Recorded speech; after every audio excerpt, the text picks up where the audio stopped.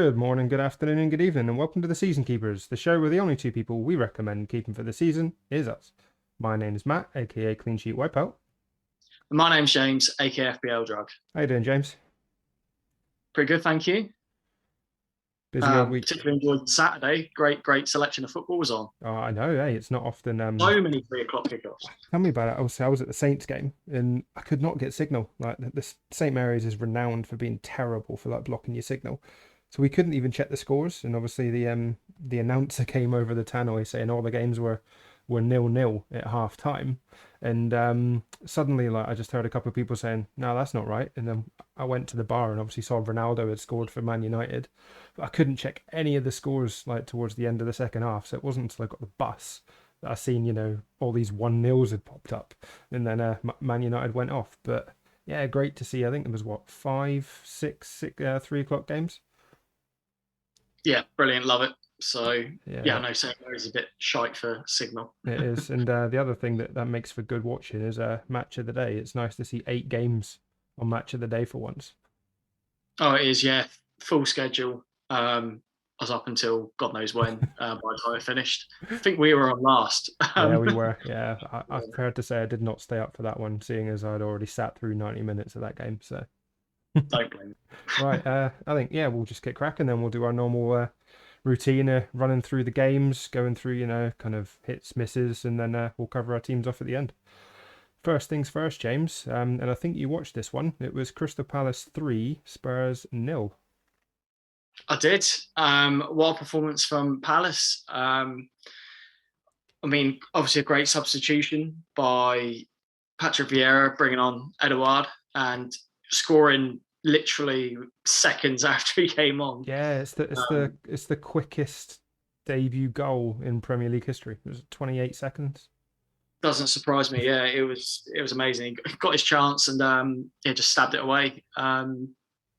Looked lively. Obviously, was quite successful in the SPL, but obviously people don't expect that to translate to the Premier League. They expect them to sort of struggle, but off of this first game, he looked very sharp, very just natural goal scorer. Yeah, he's a very good player. Obviously I'm a Hearts fan. I tend to watch some of the SPL games when they're on TV, and saw quite a lot of Celtic last season. And yeah, exceptional forward. I mean, Celtic, obviously, I'm unlucky to lose him, but yeah, when the Premier League come calling, and I think Palace will be a great fit for him, having the likes of Zaha, Elise, to name a few kind of around him. He's shown here, he doesn't really need many touches, and bagged himself 2 goals. No, and obviously Gallagher coming away with 2 assists, so more returns for him. I mean, he's only going to get chucked into more people's teams. We were talking about them having a tough run, but they're looking pretty decent so far. Exactly. I mean, yeah, it's what Liverpool, Brighton, Leicester, Arsenal next 4. After that, it's Newcastle, City, Wolves, Burnley, Villa, Leeds. So the fixtures, there's always 2 or 3 in there that you could target. But yeah, I think obviously we've spoken about Damari Gray previously. He's playing tonight for Everton. We're recording on Monday. But I think Gallagher is probably looking like one of the standout picks. He really fits the bill at Palace. I mean, Vieira was full of praise of him, saying, he's probably one of the mainstays in that squad. He's more of a leader, which took me by surprise, given, he's quite new, he's come in. But yeah, for Vieira to describe him like that, clearly he's having a bit of an impact at the club. And yeah, again, got himself 2 assists. That's 4 returns this season so far, and 5.6 million, only 3.7% selected. Wow, says it all. And I think the fans have fallen in love with him as well, even though he's only a loanee. Yeah. To be a good fit for Palace. I'm sure they should really try and buy him if they can. Exactly, and I think the main talking point, it was just as I arrived at the fan zone at St Mary's. I think it was 2 minutes after getting myself a pint, looked up at the screen just to see Tanganga being shown a red card. Yeah, obviously with Zaha, it was a bit of a confrontation. Handbags looked like they were going to deck each other or fall in love. Like it was a bit of a cat fight. Zaha's known for that kind of thing, but in the end, Zaha kind of comes out on top, really, because Tanganga gets a second yellow. Yeah, we've seen that at St Mary's, haven't we? Rousey and Zaha have gone at each other a few times. Yeah, he's going to have to try and control his temperament. But I think that also kind of, a bit like how Rooney used to get motivated, I think it sort of charges him up as well. Mm. He had quite a good game after that. So just, yeah, got to try and keep his head. Yeah, no, exactly. And I suppose that this red card, he's going to miss the next game. He'll be back on the 26th. But I guess the question is, does he keep his place in the squad? I know that they've got injuries there, but Emerson Royale obviously came in. I think Tanganga was played centrally, wasn't he, in this game? And Dyer's obviously injured, picked up a knock in this one. Tanganga's sent off. I think Spurs were down to the bare bones towards the end defensively. And I guess we got to touch on it a little bit. This wasn't the full 11 for Spurs, was it? They had injuries, they had players missing through, isolation.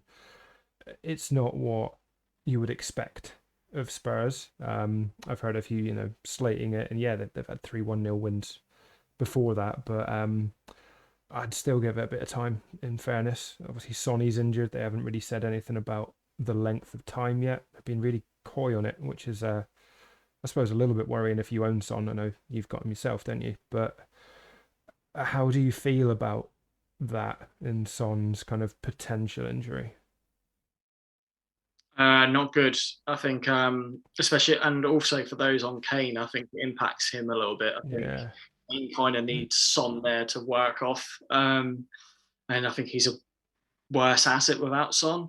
Whereas I think Son's actually kind of okay without Kane, but it doesn't really work the other way around. No, it's a bit of an odd, isn't it? And yeah, I'm likely to move off of Son. I mean, they've got Chelsea next, and obviously might not even make that anyway. No, that's true. And obviously, there's certain players that I'm looking towards getting, potentially Lukaku. Yeah, I think that sums it up. Then, if you're looking at Lukaku, Son is an easy downgrade to find the funds to upgrade elsewhere. Yeah, and bin off Tony. Yeah, well, there you go. Right, moving on then to a fixture that I think Arsenal needed to win, and win it they did, although just. It was Arsenal 1, Norwich 0. Yeah, just the one goal from Aubameyang. I've seen the maestro Magnus Carlsen, the chess guy, brought him into his team. He did.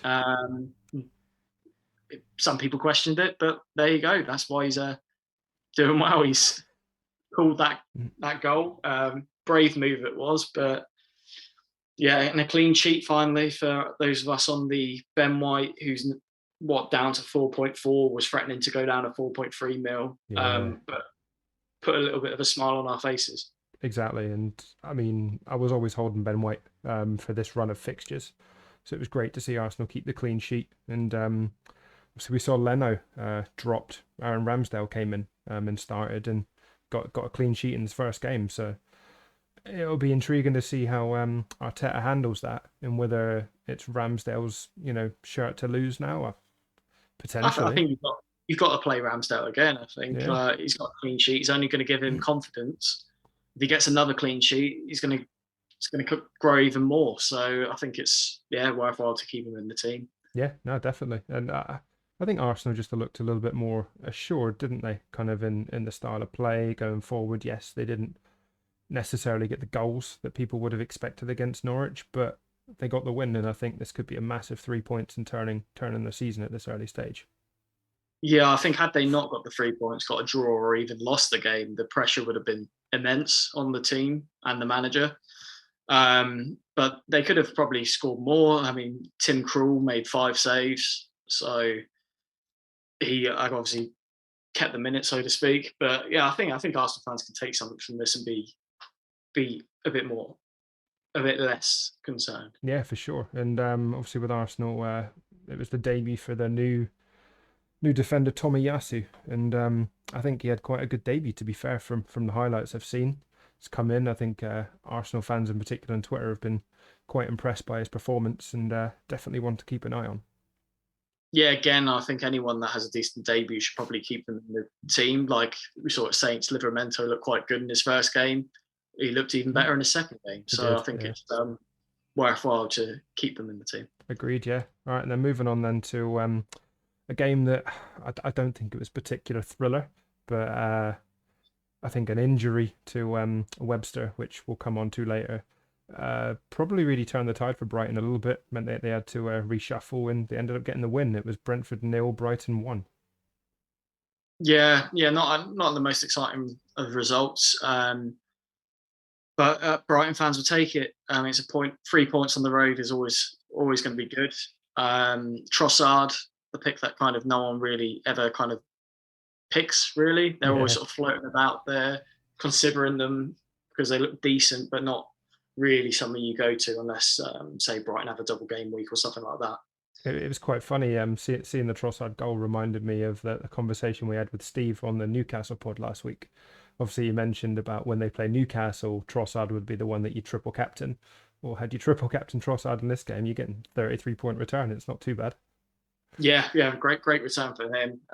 It's actually in my FPL draft, so I was pretty happy. Happy days. And I guess the Webster injury can only be positive news for Duffy owners in particular, because there was talk and potential of him maybe being the one to be sacrificed, moving out, with the likes of Veltman coming back.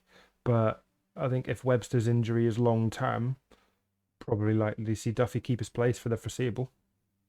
Yeah, I think it's only good news for Duffy owners. I think that was the one sort of cloud over their heads, but at his price tag and now looks even more assured, I think it's good news for them. Yeah, for sure. And Brentford, I guess, unfortunate. I think Mbeumo was probably the most impressive from the highlights I've seen. Continuously kind of trying to hit pot shots, and again, at his price 5.5, it's not too bad. But Brentford's fixtures are horrific now. They've got Wolves, Liverpool, West Ham, Chelsea, Leicester. I think those with Tony and Mbeumo, even defensively, it's probably time to look elsewhere, isn't it?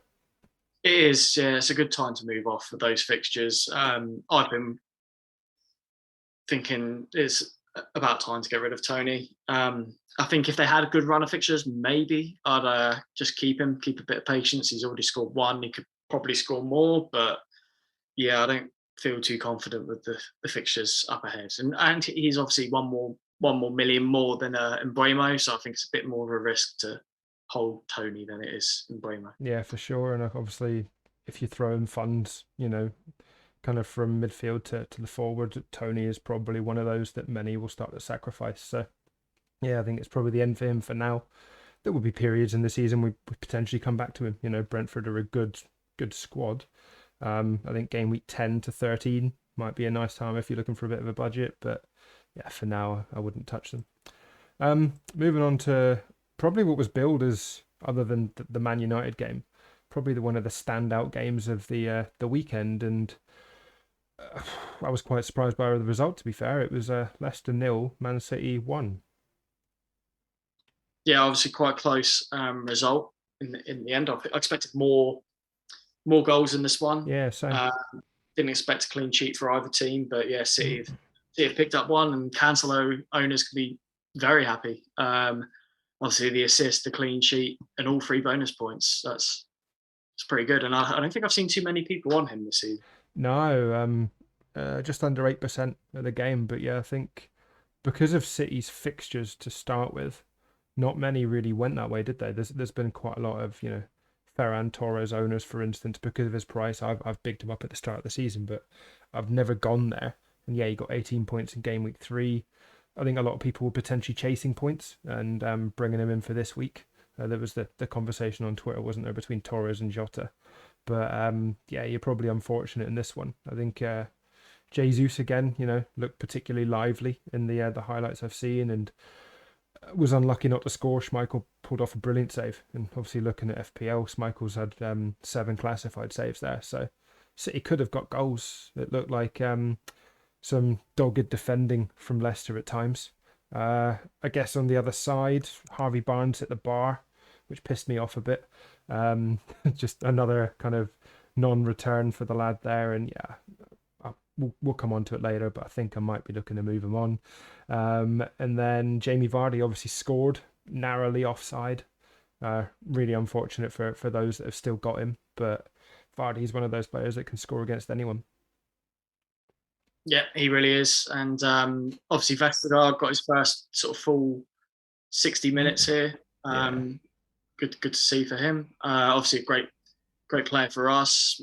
Mate might be form quite a good partnership with Soyuncu. But yeah, it'd be interesting to see how they get on against some other teams. Yeah, it was really weird seeing that back line. Obviously, Vestergaard and Bertrand both started for Leicester this weekend, Oh, and depends. we were used to seeing that last season. And I guess with City just finally, John Stones, really good price in this game, but just doesn't seem to be getting into that City squad, and it almost feels like Laporte's got the shirt at the moment. See, Stones has maybe suffered a little bit from the fact that England got to the final in the Euros, so wasn't potentially selected at the beginning of the season, and because Laporte's played so well, he's just perhaps reluctant to drop him. So with Champions League football coming up, we might see a bit more rotation there, but yeah, for me it'll either be Cancelo or Diaz, and I wouldn't go anywhere else. Yeah, agreed. Same for me. Right, and let's come on to the game that what felt like everybody was talking about. No matter where you went, the only face you saw was Cristiano Ronaldo. And boy, did he deliver. It was Man United 4, Newcastle 1. Yeah, first goal for him, and it was a bit of a scrappy goal. Yeah, But goalkeeper error. yeah, he'll take Mhm. that all day long. Obviously, it was packed Old Trafford, there to see him, and he delivered. He still looked extremely fast as well. The run For for his that age, second goal was unbelievable, mad. wasn't it? Yes, I think he got up to like 20 miles an hour or something ridiculous. Yeah. Just he looks so sharp, and his movement as well. His movement is just excellent. Mm. Like obviously you're going to have defenders that have been told mark Ronaldo, stick to Ronaldo, but he was just losing people left, right, and centre. Just great mazy runs. Just seems Yeah. to always get away from his man. I just think it proved the type of player that he is. I mean, everyone was saying, "Oh, he's just going to be your typical number 9 now. Like he'll only be a box player." Didn't show that in this. I mean, he had all sorts, didn't he? And that second goal just summed up the talent that he is, even though he's what 36. But So much desire. uh, So much desire. Like other yeah, players just go to the mm, MLS, pick up a paycheck, yeah. and relax. But he's not Well, that sort of player. exactly. You just got to look at, say, Messi, for instance. He's gone from Barca to PSG. It's going to be another simple life. Ronaldo, yeah, to be fair, was probably going to go to City until United hijacked it. Ferdinand, Fergie weren't happy and basically convinced them to come back to Man United. But yeah, I think that can only be a benefit of them. And I genuinely feel that although the first goal was a scrappy goal, obviously Woodman spills it, Ronaldo's there. I don't think there's another player in that squad other than say Cavani that would gamble on a spill like that because Ronaldo, his positioning, he ran towards where he thought the ball would end up if Woodman spilled it. Other players would just see the shot, stand there. Oh, that's it. He's going to save that. And if the spill's there, how many times do you see on a match day that the keeper spills it? No one's there to capitalize, and he can get it on the second attempt. Whereas Ronaldo didn't even give Woodman that chance. No, so sharp, so there straight away, gambled and paid off for him. And the other player I know that you were particularly raving about at the start of the season, Paul Pogba. Yep, another 2 assists for him. And yeah, kind of wonder why I don't have him in the team, to be honest, at the moment. But yeah, so I think we're going to see some more of this as well because he's got not just Cristiano to feed, but obviously Bruno, Greenwood. Yeah, Sancho. He can pick them out, then yeah, he's going to be. He could even break the assist record. Yeah, it almost feels like it's a different Paul Pogba this season. In some things happen behind the scenes, whether it's conversations, whether it's the role that he's been given. He just looks revitalized. He almost, it's not the Pogba that you see on the pitch that can't be bothered. He's pressing the ball. He's putting in challenges. He's looking for those runs. And yeah, 7 assists in the first 4 games. I know he got 4 of those in the first game, but that's not a bad start. Well, yeah, they'd be on for like nearly Mm. 70 Yeah. assists. It'd be ridiculous. So yeah, excellent performance from him, and obviously, I guess it was quite nice for Jesse Lingard to pop up at the end and score a goal. I mean, Yeah, there was the image going around online of it was Ronaldo teaching Jesse Lingard, obviously when he was a young lad, And then it was the image next to it of Ronaldo celebrating behind Lingard after the goal today at the weekend. So I think that was quite nice. Yeah, exactly. Your dreams can come true. Really can. And obviously Bruno as well, reminding us that he still exists, scoring a pretty decent goal. Yeah, not bad at all. And as for Newcastle, I really don't think there's much point in talking about their performance, their assets. I mean, if you want to hear our thoughts and a full pod of it, just go back an episode and you can hear our full 50-minute review of Newcastle there. Exactly. Right, moving on to the game that I was in attendance, and I was nervy going in. I said I would take a draw, and a draw we got. It was Southampton 0, West Ham 0. Yeah, quite happy with the result, to be honest. Obviously, we could have snatched it at the end. Broja had obviously a great chance, hit the post, Yeah, and had another chance at the end. it was a brilliant game. I mean, when I saw the lineup, it was an interesting one because for me, it was essentially like a 4-1-4-1 is the way it looked on the pitch, particularly. And it was kind of Romeu, and then obviously Prowse was kind of in that midfield four, and then Armstrong was up top. But it almost looked like El Yunusi was the one kind of floating between midfield and attack. The player that looked a little bit out of sorts was Redmond. It was frustrating. He had two good chances. One where Armstrong played him through, and he just took too long on the ball. Tried to take another touch, tried to put it back under his right foot. Could have scored. It was frustrating, but the most kind of influential point of this is the fact that I think Hasenhüttl has finally decided to review the way he approaches games tactically. This was a little bit different. We were a little bit more defensive. We're not used to not having as much possession, but I think we only had like 36% possession or something in the end. We defended deeper, which meant that Stevens and Salisu, instead of giving up 40, 50 yards of space in behind them for Antonio to exploit, he only had about 20, and even then they were touch tight. I mean, Salisu and Stevens manhandled Antonio at times, and I think it really frustrated him, which obviously in the end Antonio got sent off, and I think it was through pure frustration. It was two silly challenges that, lashes out and whatnot, and gets sent off for it. But to see us play in that way, I thought was brilliant, because the concern was Antonio, Benrahma, Bowen, the pace and the strength to just break through our defence. And to have us approach the game in that way is good. It can only mean positive that against the likes of, say, Wolves in 2 weeks' time, prime example, Traore.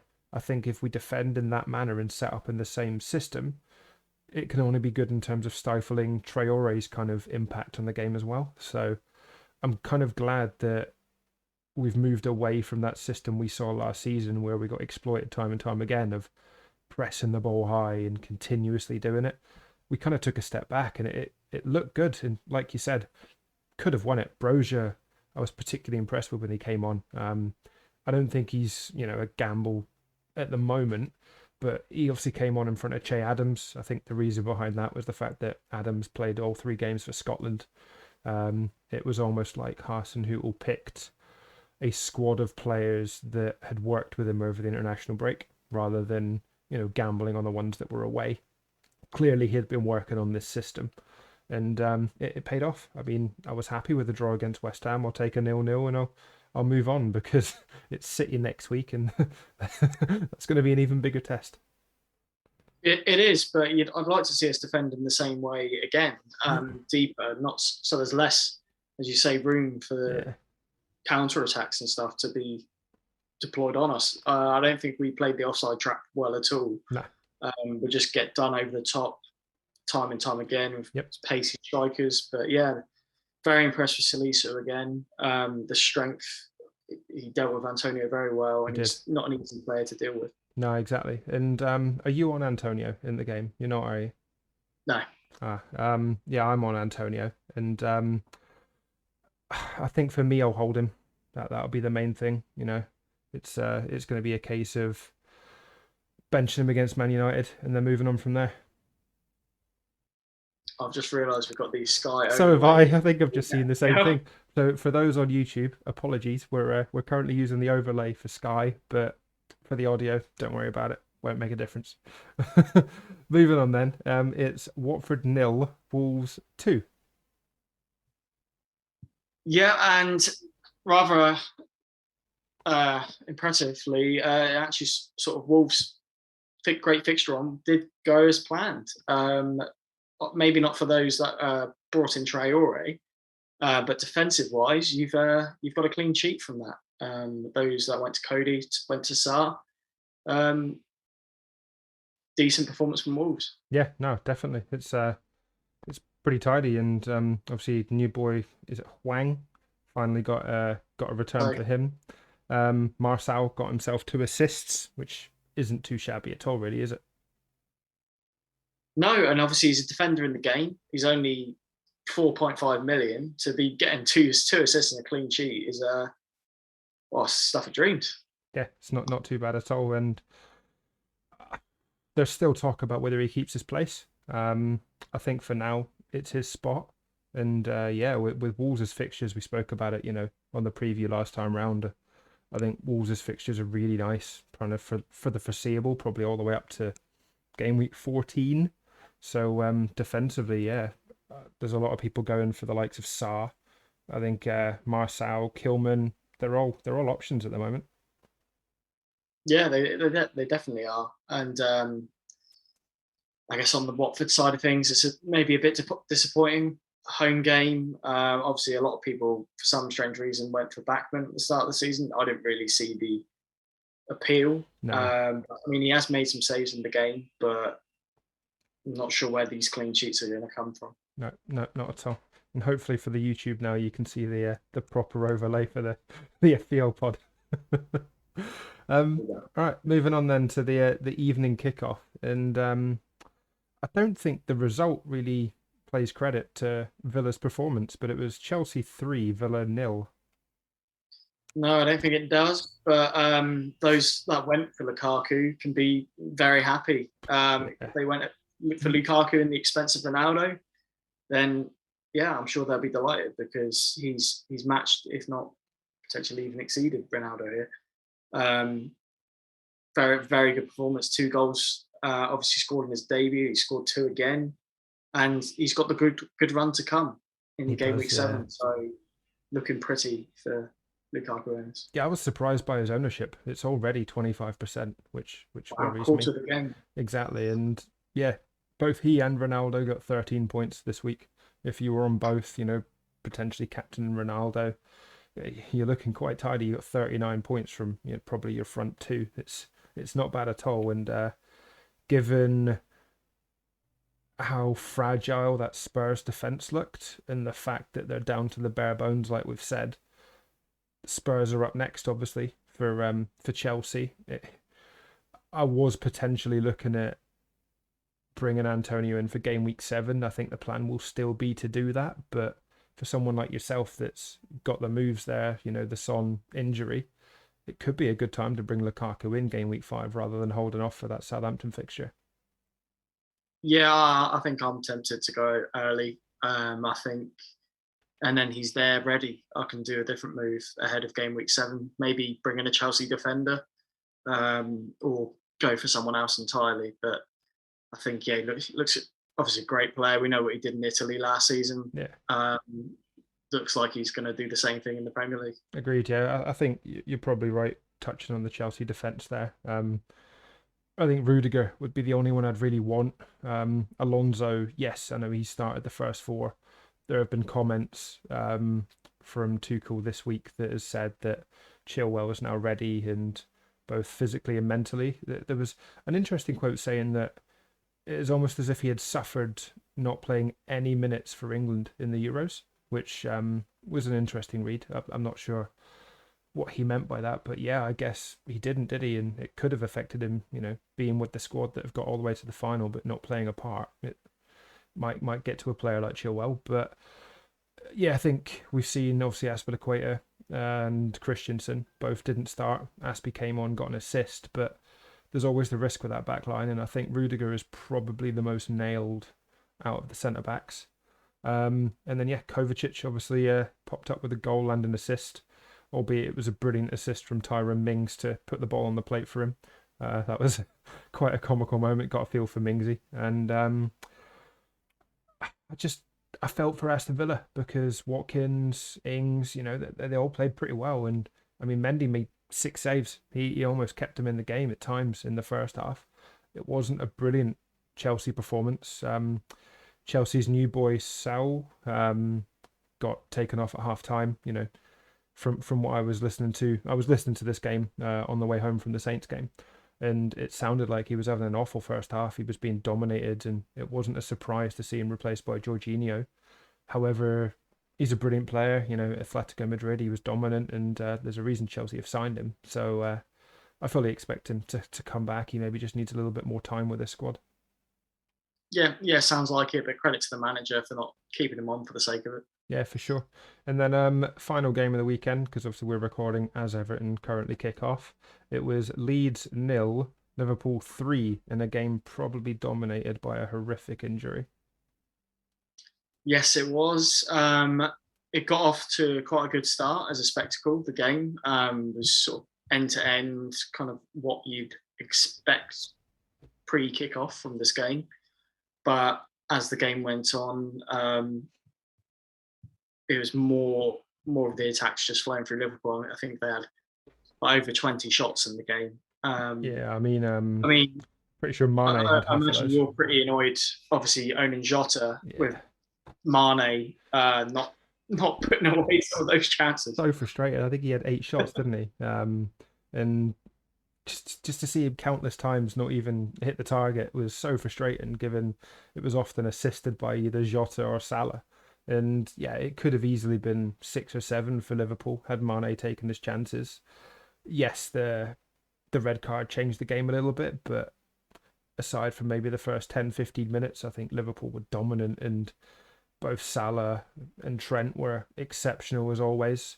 Fabinho, I thought, had a good game. Thiago was particularly impressive coming back into that midfield. And yeah, it was the type of performance that you expect to see from Liverpool in these kind of games. Maybe the type of performance we saw 2 seasons ago. And it's good to see them, backfiring. And yeah, I think Salah and Trent are only going to continue this form. And I guess honourable mention to the fact that Salah hit the 100 this week. So yeah, fair play to him. It's one hell of a feat. Yeah, he's up there with like the likes of Omri, Shearer, some good company, and he's done it in not many appearances at all. So credit to him. Great finish and great delivery from Trent. I think it's making me question why I don't have Trent. It's making me think 7.5 million. Yeah. Would I pay that for him if he was a midfielder? Of course I would. Yeah. So yeah, bit of a rethink on that one. It's exactly the reason why I started with him. Like, you compare him to say someone like Harvey Barnes, it's no question at all, really. I mean, yeah, I think if I was you, I'd be getting him in. But we've both still got our wild cards, haven't we? So I guess depending on when you're going to be playing it, I presume Trent will be very much in your thoughts. Yeah, I think he will be. I know a few people floating around sort of game week 7 doing it with the whole kind of Chelsea fixture swing, but not really sure when I'm going to be playing mine. I imagine it'll probably be a little bit later. Yeah, exactly. And then obviously Everton are playing at time recording. 10 minutes in, it's 0-0. I guess the big talking point from that game is the fact that DCL is seemingly out for at least the next few weeks. So for those that currently own him, it's probably time to move him on, which isn't what you would have been hoping for come this early in the season. No, I mean, I did mention, I think it was last week or the week before, about his toe injury, how I didn't really trust it and I didn't want to go there. I don't think I particularly fancied him as an asset anyway, but there was always a bit of a question mark around this injury. And yeah, he's now been taken out of the team because of it. Yeah, So Benitez mentioned obviously the broken toe, but he's picked up like a quadricep injury in trading. And I think the quote basically said, yeah, a few weeks could be even more. So it could maybe even be up to 6 weeks. You just don't know. And multiple injuries, yeah, it's got to be frustrating. Right, I think to end the pod, we'll come on to having a quick look at our teams. I think it's been a pretty good week for both of us. Obviously, you've got one player left to play. And then you've also got, looking at your team here, you've got Livramento to come off the bench with a 6, you jammy bastard. But yeah, you've done not too bad, so I'll let you go first. yes, I'm on 60 points. I've got Digne to play. and then Livramento to come off the bench. So if Digne gets a 6, I'll be on 72, and I'll be more than happy with that. Obviously, it's great just to get a captaincy return, and now that we've got Ronaldo, we're probably going to be getting them most weeks. Fingers crossed. I mean, I noticed me and you are playing head to head in one of our little invitational head to head leagues, and I'm on 75. So you're going to need a Digne return as well as that clean sheet to beat me this week. I got the clean sweep defensively, which is something I don't often see. Sanchez, Livramento, Trent, Shaw, and White, obviously all getting returns in one way or another. So I think that was basically the staple of how my team went on. And then yeah, Ronaldo was obviously the captain there. Antonio was frustrating, the -1, but it is what it is.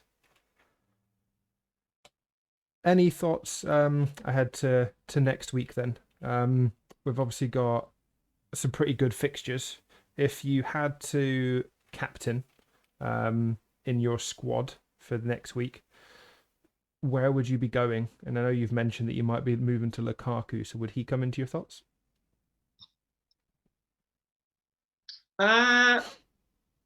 Maybe not for captaincy. I know Spurs haven't been too hot recently, but I think Ronaldo or even Salah. But I think it's kind of a bit disheartening that Palace are playing so well. Yeah. I think if it was kind of the Palace from last season, you'd be going Salah. It's a tough call, but I think I probably will go Salah purely because of the home fixture. So I think it is a toss up between Ronaldo and Salah. But for me, yeah, I'll probably end up going the way of Salah just because, the Anfield crowd kind of really gives them a boost and they're playing so well. So I'd be more annoyed if I didn't go Salah for that home fixture and he went and got a hat trick than not captaining Ronaldo. And that's probably the reason why I'll go where I go. I can see that. That's fair enough. Right. Well, I think that's the right place to end the pod then. Good luck to everybody for the upcoming game week. Don't make early transfers would be my biggest kind of point and bit of knowledge, because you got the Champions League, you've got the Europa League this week as well. You got that ropey Conference League. I think injuries, rotation, it can all happen. The last thing you want is to be bringing someone in on Wednesday to see them, get crocked again on Thursday. So yeah, any tips? I think it would be to hold your transfers there until at least Friday morning. Who gives a fuck about someone dropping 0.1? It's not going to make a big difference if they can't play for the next 6 weeks. So that would be my biggest tip there. Good advice. Right. Well, let's end the pod there then, Jameson. As always, it's a goodbye from me. And goodbye from me. Cheers, guys.